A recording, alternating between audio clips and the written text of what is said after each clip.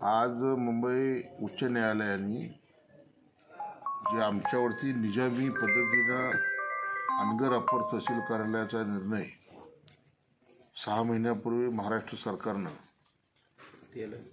जो लादला होता त्याविरोधात महाराष्ट्राचे मुख्यमंत्री आदरणीय तत्कालीन मुख्यमंत्री एकनाथजी शिंदे साहेबांकडे शिवसेनेचे महाड पोलादपूरचे आमदार भरत शेठ गोगावले यांना घेऊन आम्ही सर्व भेटून माननीय मुख्यमंत्री एकनाथ शिंदे साहेबांनी सदर आमच्या मोहोळ बचाव संघर्ष समितीच्या निवेदनावर तात्पुरती स्थगिती व फेर संरक्षण करून अहवाल सादर करा असे निर्देश दिल्यानंतर अनगर हे रद्द व्हायला पाहिजे होतं।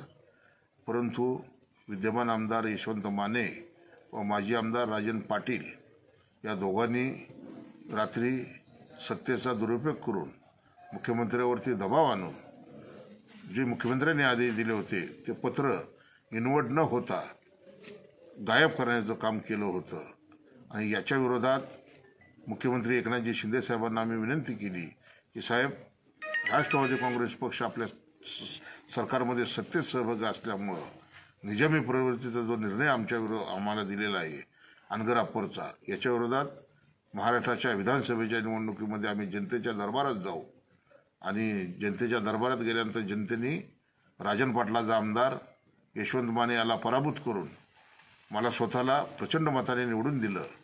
त्यावेळेला आम्ही या जनतेला सांगितलं होतं की 100 दिवसामध्ये आम्ही अनगर अप्पर रद्द करू।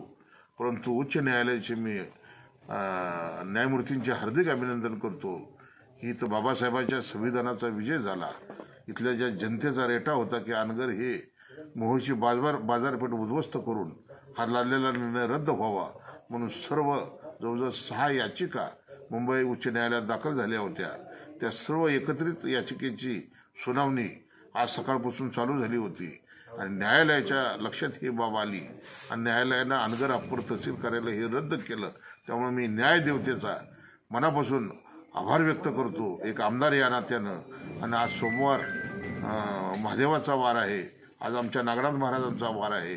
नागनाथ महाराजांना खऱ्या अर्थानं मोहोळ मतदारसंघाला आणि न्यायालयानं मोहोळ मतदारसंघाला अत्यंत आज आनंदाचा असा हा निर्णय दिला आहे। त्यामुळे दिलेल्या निर्णयाचं मी मनापासून आभार व्यक्त करतो।